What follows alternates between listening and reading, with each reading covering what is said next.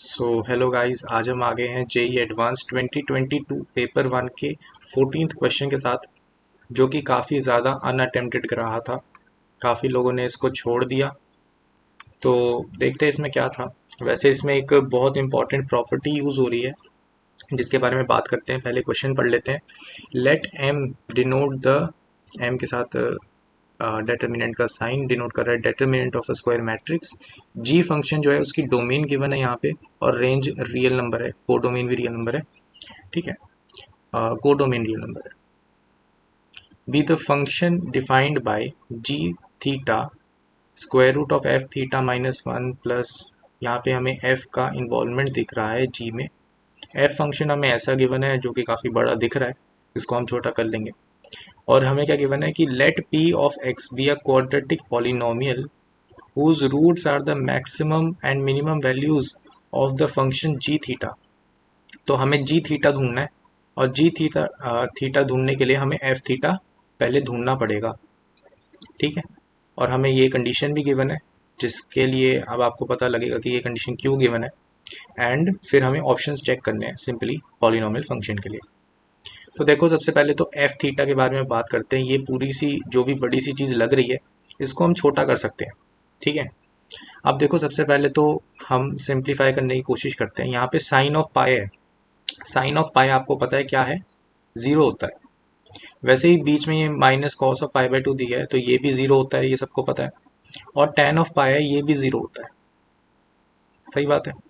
फिर दूसरी बात ये सुनो कि ये जो है, ये जो cos of theta plus pi by four यहाँ पर गिवन है हमें, इसको हम कैसे लिख सकते हैं और क्या कर सकते हैं? इसको साइन में कन्वर्ट कर देते हैं। इसको अगर मैं साइन में कन्वर्ट करूंगा तो मुझे क्या मिलेगा? Cos of theta plus pi by four. इसको मुझे साइन में करना है तो मैं क्या लिखूंगा? Sine of pi by two minus theta plus pi by four, है ना? ये हो जाएगा। तो इसको सिंप्लीफाई करके क्या मिला मुझे? Sine of pi by four minus theta. सही बात है। और आप देखोगे कि यही वाली जो टर्म है, ये वाली टर्म यहाँ पर मैंशनड है। लेकिन एक डिफरेंस है कि जो एंगल है उसमें एक नेगेटिव साइन की कमी है। तो यहाँ से अगर मैं नेगेटिव साइन निकालूं, minus sine of theta minus pi by four, pi by four. ठीक है, तो आप देख सकते हो कि ये दोनों जो क्वांटिटीज़ है ना, ये एक दूसरे के नेगेटिव साइन से है रिलेटेड, है ना? सही बात है, theta minus pi by four. ठीक है, तो ये दोनों आपस में नेगेटिव हैं। वैसे ही अगर आप बाकी टर्म्स को भी बनाओगे तो ये जो टर्म है, ये टर्म भी यही बन जाएगी, cot of negative of cot of theta plus pi by four. And जो ये वाली टर्म है, ये तो दिख ही रहा है, अगर फोर बाय पाई का रेसिप्रोकल कर दोगे तो ये क्या बन गया? Negative of log of base E pi by four. तो कुल मिलाकर आपको एग्जैक्टली क्या पता लग रहा है इससे? इससे आपको ये पता लग रहा है ये एक स्क्यू सिमेट्रिक मैट्रिक्स है। ठीक है, ये मैट्रिक्स कैसी है? स्क्यू सिमेट्रिक मैट्रिक्स है। और एक चीज जो आपको पता होनी चाहिए, जिसके बारे में मैं पहले बात कर रहा था, प्रॉपर्टी क्या है? ठीक है, एक प्रॉपर्टी है कि skew symmetric matrix, skew symmetric matrix of odd order, ठीक है, का जो डेटर्मिनेंट होता है, ठीक है, skew symmetric matrix of odd order has determinant equal to zero. मतलब क्या है? अगर ऑड ऑर्डर की मैट्रिक्स है, यहाँ पे 3 by 3 की मैट्रिक्स है ना? तो 3 by 3 की मैट्रिक्स हो, 5 by 5 की मैट्रिक्स हो, या फिर 7 by 7 की मैट्रिक्स हो, या ऑड ऑर्डर की जितनी भी स्क्यू सिमेट्रिक मैट्रिक्स होंगी, उनका डेटर्मिनेंट हमेशा जीरो होगा। ये एक प्रॉपर्टी है। इसको डिराइव भी करा देता हूँ मैं, ज़्यादा बड़ा काम नहीं है। तो देखो, डेरिवेशन इसकी बहुत ही सिंपल सी है। आपको पता है कि अगर कोई मैट्रिक्स क्यू सिमेट्रिक है तो उसका ए इक्वल टू, ए ट्रांसपोज क्या होता है? माइनस ऑफ ए, है ना, सही बात है। अब आपको नेक्स्ट स्टेप पे दोनों तरफ लगा दो डेटर्मिनेंट, ए ट्रांसपोज का डेटर्मिनेंट इक्वल टू माइनस ए का डेटर्मिनेंट। यहाँ पे मैं ये मान रहा हूँ कि जो ए मैट्रिक्स है वो एन बाई एन की है, ठीक है, ए बाई एन बाई एन की मैट्रिक्स है, ठीक है। तो यहाँ पे क्या पता लग रहा है, अब अगले स्टेप पे क्या करोगे, ए ट्रांसपोज का डेटर्मिनेंट ए के डेटर्मिनेंट के बराबर होता है, ये प्रॉपर्टी है, प्रॉपर्टी नंबर 1 लगा दी, ठीक है। एक प्रॉपर्टी हमने क्या लगा दी कि ए का ट्रांसपोज का डेटर्मिनेंट इक्वल टू ए के डेटर्मिनेंट के लिए होता है, ये पहली प्रॉपर्टी यूज करी। और दूसरी प्रॉपर्टी क्या यूज करनी है कि देखो यहाँ से तुम नेगेटिव साइन बाहर निकालोगे, है ना। देखो मैट्रिक्स में क्या होता है, अगर तुम कोई स्केलर मल्टीप्लाई करते हो तो वो हर एक एलिमेंट के साथ मल्टीप्लाई होता है, ठीक है, मैट्रिक्स के अंदर। लेकिन जब तुम कोई डेटर्मिनेंट से कोई चीज बाहर निकाल रहे हो तो तुम्हें उसका ऑर्डर देखना होता है, ठीक है। तुम्हें स्केलर को अगर मैट्रिक्स से बाहर निकालना है, डेटर्मिनेंट से बाहर निकालना है, तो तुम्हें ऑर्डर देखना होगा। तो यहाँ पर हर एक तुम कह सकते हो रो से, या फिर तुम कॉलम भी ले सकते हो, हर एक कॉलम से -1 निकलेगा, क्योंकि डिटर्मिनेंट में ऐसा होता है रो बाय रो से ही निकलती है स्केलर, और या तो तुम कॉलम भी लगा सकते हो, वो सब कुछ तो चलता ही रहता है। तो -1 की पावर n आ जाएगा, एन ए का डिटर्मिनेंट। अब देखो यहाँ पे अगर n इवन है, एन अगर इवन है मतलब इवन ऑर्डर की मैट्रिक्स है, तो इसमें कोई खास बात नहीं निकली। यहाँ पे आपको सिंपली पता लग गया कि ए का डिटर्मिनेंट इक्वल टू ए का डिटर्मिनेंट है, वो तो आपको ऑलरेडी पता है। लेकिन अगर एन ऑड है तो आपको ये पता लगा कि ए का डेटर्मिनेंट इक्वल टू माइनस ए का डेटर्मिनेंट हो गया, जिससे क्या पता लगा 2 टाइम्स ए का डेटर्मिनेंट इक्वल टू 0, यानी ए का डेटर्मिनेंट इक्वल टू 0। तो अगर ऑड ऑर्डर की स्क्यू सिमेट्रिक मैट्रिक्स है तो उसका डेटर्मिनेंट हमेशा 0 होगा। प्रूफ हो चुका है, थ्योरम पता लग गई। तो आपको क्या पता लग गया कि एफ ऑफ थीटा है ना, उसका जितना भी ये बड़ा वाला मैट्रिक्स था उसका कोई रोल है ही नहीं, इसका डेटर्मिनेंट तो 0 है। इसको सिंप्लीफाई करके 0 ही आना था, ठीक है। तो आपके पास सिर्फ इतना पार्ट रह गया जो आपने अब सॉल्व करना है, सही बात है, ठीक है। इतना पार्ट है अब आपके पास, तो इसको हम सॉल्व कर लेते हैं बहुत सिंपली। यहाँ पर हम सिंपली बस आप कह सकते हो कि इस रो के अलोंग हम खोल देंगे मैट्रिक्स को। तो एफ ऑफ थीटा क्या मिल जाएगा, 1/2, फिर पहला एलिमेंट 1 लेंगे, 1, यहाँ पे ब्रैकेट खोल देता हूँ, 1 टाइम्स यहाँ पे क्या आ जाएगा, 1 की रो छोड़ा कॉलम छोड़ा, तो हमें क्या मिला, 1 माइनस माइनस साइन थीटा, ठीक है, 1 प्लस साइन स्क्वायर थीटा, ठीक है।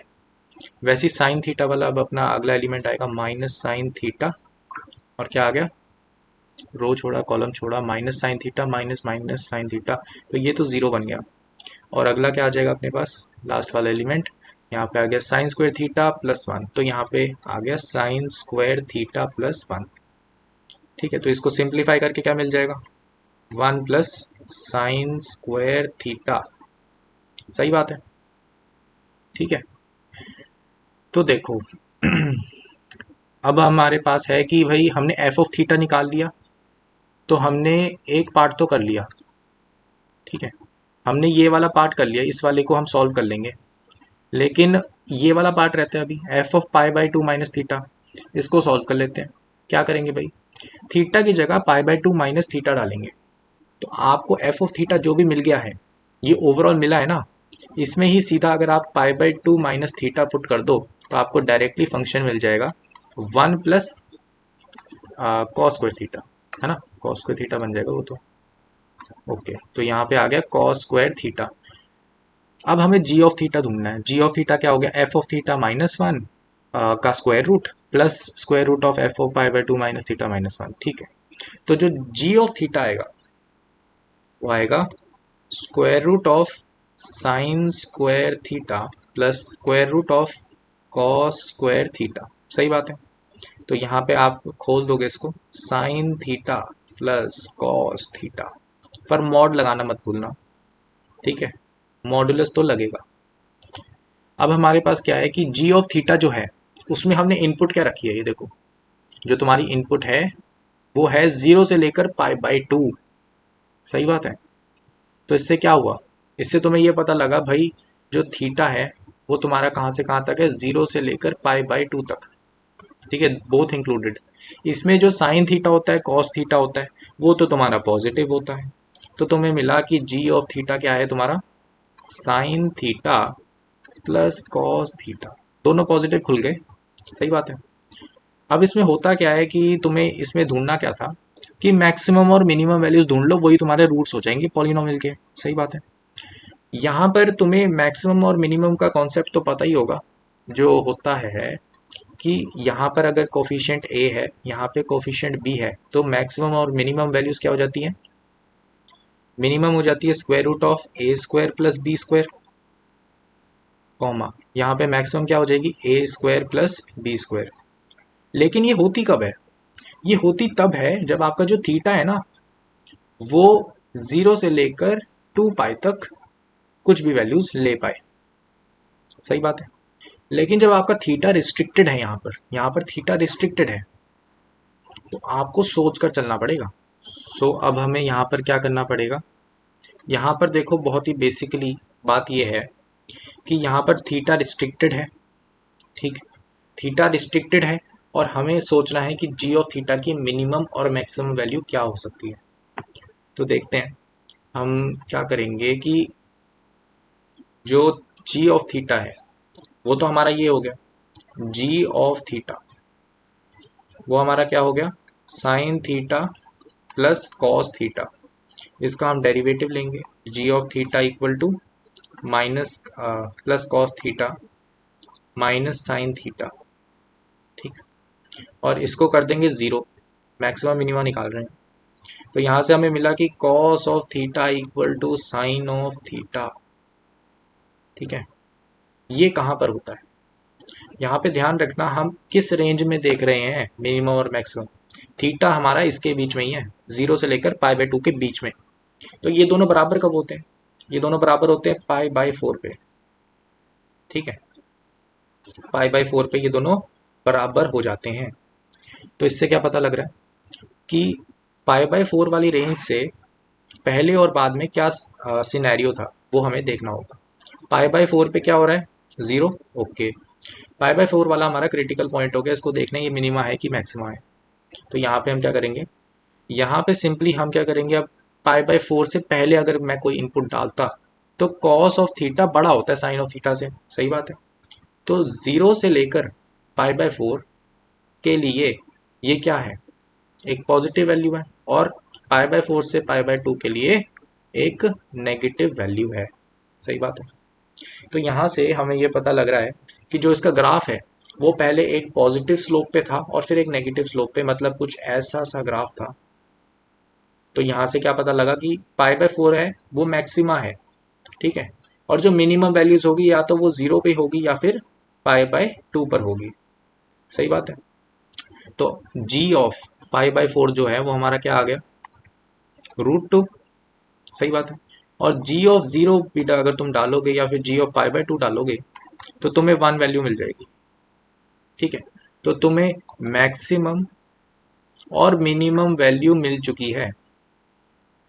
अब मैक्सिमम और मिनिमम वैल्यू मिल चुकी है तो वो क्या बोला हुआ था क्वेश्चन में, हमें बोला था कि भाई वो तो रूट्स हैं इस पॉलिनॉमियल इक्वेशन के, और हमें ये कंडीशन भी गिवन है।